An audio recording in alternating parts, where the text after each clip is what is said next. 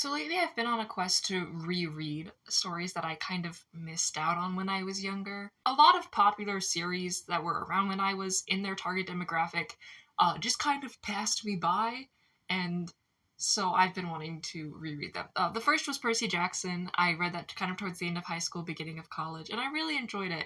And so for my next set of groups, I decided to finally sit down and read The Hunger Games, and that's what we're talking about today. I was a little bit young for the YA dystopia genre, which is probably why The Hunger Games kind of passed me by. Like, I remember when the movies were coming out, but also my mom wouldn't allow me to see them because I was, like, too young to see them.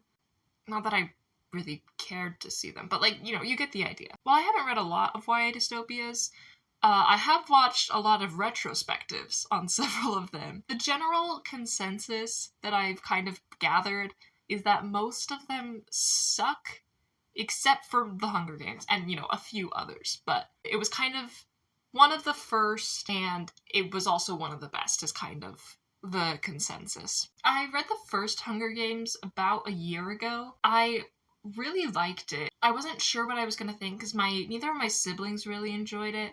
But, like, my sister, I was like, that's just not her kind of book. And my brother didn't really like Katniss, but I was like, we'll see. And I quite enjoyed the first book.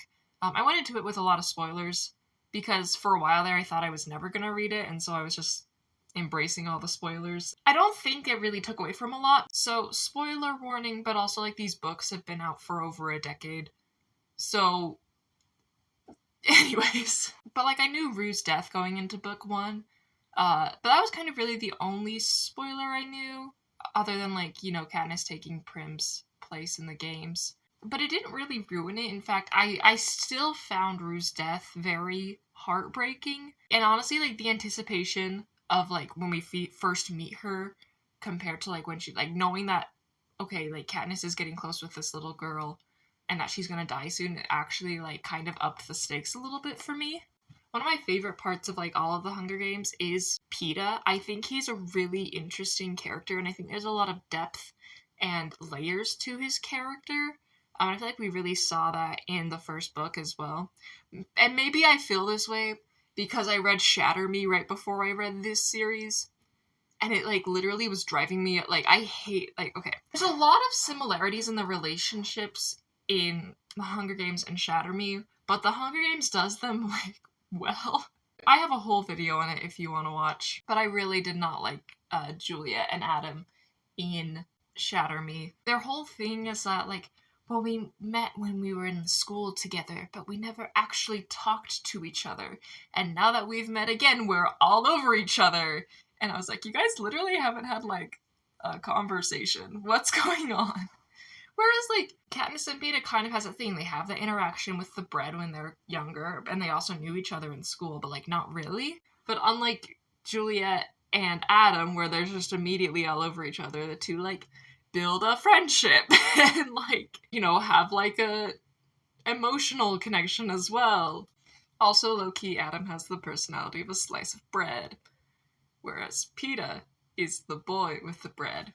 I made that joke on my Instagram story, like, a year ago, but I think it still counts. That was kind of off topic, but Peeta is, in this book and throughout a lot of the series, is one of my favorite characters. Gale I never really cared for. Part of it is that I knew she ended up with Peeta at the end, and I didn't get as emotionally vested in him, especially because I knew some spoilers from the third book, so I never really cared for Gale. I feel like Gale doesn't really come into play until the third book. Like, he's there in both of the books, and he's still an important character, but he definitely is more in the background for both Hunger Games and Catching Fire, I feel like. Going into Catching Fire, I think Catching Fire was my favorite book of the series. It really held my attention. Overall, I just really enjoyed it. Sequels are really hit or miss for me, I feel like, because they're always getting compared to the first book, and so sometimes it's really hard to live up to what made the first book really work. But one thing I do like about sequels is getting to see how the characters, like, react and how they have to live life now that they've gone through the first book's events, and I feel like we get to really see that in this book. Also, Catching Fire has the iconic, like, if it weren't for the baby line, which is so good. Like, it's kind of funny. I don't know, just the idea of, like, having to fake a pregnancy for press is so insane that it kind of makes me laugh. I don't know how to explain it. Peeta's an icon. And I love this man. I wasn't sure how I was going to feel about them going back to the games in this book, because I knew that happened, but I didn't know all the details. And I think it works a lot better in the book than just, like, knowing that they're going back.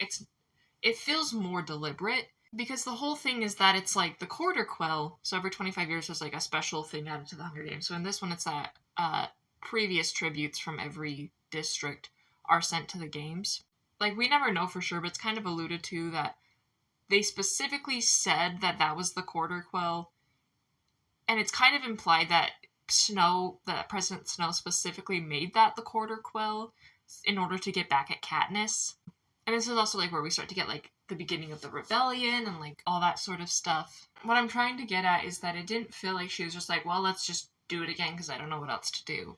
It felt more deliberate of, like, this is someone in power who's trying to crush someone who inspired the people to rebel against the Capitol. One thing I did kind of like about Catching Fire is I felt like we didn't spend as much time in the games as we did in the first book. Not that the games were bad, but to an extent, there was a lot of, like, just survival stuff that I'm like, this is important to the book, but my eyes are glazing over it a little bit. Like, again, not that any of this is bad, it's just not my favorite part of these books, you know? I also thought the way she set up the games in Catching Fire was really interesting with, like, the clock stuff. I thought that was really unique. I found that, like, a really interesting world-building, like, idea and stuff. And, like, the ending when, like, they get broken out of the arena is, like, insane and so cool. I really enjoyed that part. Moving on to Mockingjay. I really did not like Mockingjay. Not really. It was, like, a solid 3 stars where it was, like, not really, like, that bad, but there was enough stuff I didn't like about it that it kind of takes it down. For one, it's a war book, and I read a lot of war books because that's the genres I'm interested in, but they're never my favorite. It's often, like, a lot of fighting and battles, and those just aren't my favorite, like, scenes to read. And there's a lot of, like, strategy stuff that I feel like just honestly goes over my head a lot of the time. The real reason, though, I think I really didn't like this book that much was because of the Peeta side plot. In this book, at first, Peeta is getting held by the Capitol. He wasn't rescued from the arena when Katniss and several of the others were. Eventually, they break him out of the Capitol, but when they do, they find out that he's been, like, hijacked. So essentially, like, the Capitol has messed with his memories of Katniss and made him, like, hate her. Which I think is a really compelling idea, but I just don't like how it was done in execution. I've thought about this a lot, trying to figure out, like, why I feel like it didn't work. And I think what I've decided and what I've realized, a lot of the stuff that I think would be the most compelling about this side plot happens off screen. Well, off page, but you get the idea. Like, there's a line where Peeta, I think, kind of snaps at Katniss, or I don't remember the details, but they're in the lunchroom. Some sort of altercation happens between the two, and Katniss just leaves. And then later she's talking to someone else who is also there, and this person is like, yeah, he was, like, talking to himself, like, as if he was, like, 2 different people. But we didn't see that. Like, you're telling us this has happened, but we didn't see that. I just feel like we really don't get to see Peeta's struggle within himself of having to deal with this, where his memories are tainted. And part of that is just the problem of Katniss is the main character. Everything is being told from her point of view. But I just feel like there could have been a better way to show the struggle that he was dealing with more on screen. Because it kind of just feels like we are just getting told all this information about him, but never really seeing him having to deal with his pain, having to try and figure out what memories are real and which ones aren't. Gale becomes a front runner in this book. Like, he becomes he becomes a very important character in this story. This is, like, the book where the love triangle is, like, the most relevant, but it's even not that relevant. Like, there's a few scenes, but they're pretty mild. Low-key, it's mostly just Gale pining after Katniss, and Katniss is, like, kind of into him, but mostly she's just not concerned with, like, romance right now for obvious reasons. I really did not like Gale in this book, which I think is the point. I think you're kind of supposed to see him as, like, someone who wants to do the right things, but is doing them in the wrong way. Katniss kind of talks about this at the end of the book, where she's like, I didn't need Gale's, like, explosive like nature. I needed like Peeta's calm and kind and gentle nature or something. I don't remember the words. I don't remember the line.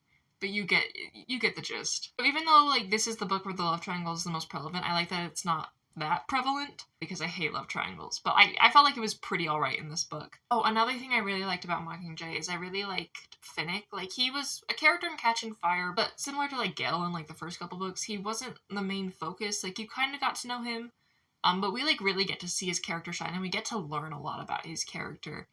And I think it's really interesting. I think he's such a fascinating and cool character. And rest in peace, Finnick. As I was reading, I was like, I feel like he dies. I feel like I know that he dies in this book. But maybe I'm misremembering, and then he died. The last thing I want to talk about in regards to Mockingjay is Prim's death. There was a big break between when I read Hunger Games and Catching Fire and when I read Mockingjay, which I think might have been to my disadvantage, because there's a lot of things that call back to those previous two books. Like, there's a lot of details from the previous two books in this one that I was like, that happened? Whenever I would tell people, like, oh, I need to finish reading the Hunger Games, like, I need to read Mockingjay, they'd always be like, eh. And it was mostly because of Prim's death. But I already knew that. I already knew that was going to happen. That'd been spoiled for me years ago. And so when I read this scene, I wasn't really shocked. I've been, like, expecting it the whole book. I kept waiting for it. So it wasn't very impactful to me. What's hard about that is that, like, the next, like, several pages, I don't even know how many pages, but it's a good section of pages. It's just Katniss being depressed for, like, I don't even know how long it's supposed to be. Probably months, honestly. And so that's not the easiest to read.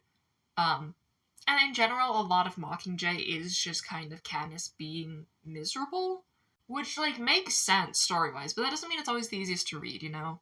Anyway, this was all kind of a lot of very long-winded thoughts, but I genuinely did really enjoy this series. I've got the Ballad of Songbird and Snakes, so I'll probably read that at some point. I also really want to watch the movie for that. I want to watch the movies for all of them. I haven't seen any of the movies. And yeah, that's just kind of it. I just wanted to put out a quick little video in regards to these books, so thanks you guys so much for watching. I'll see you guys later.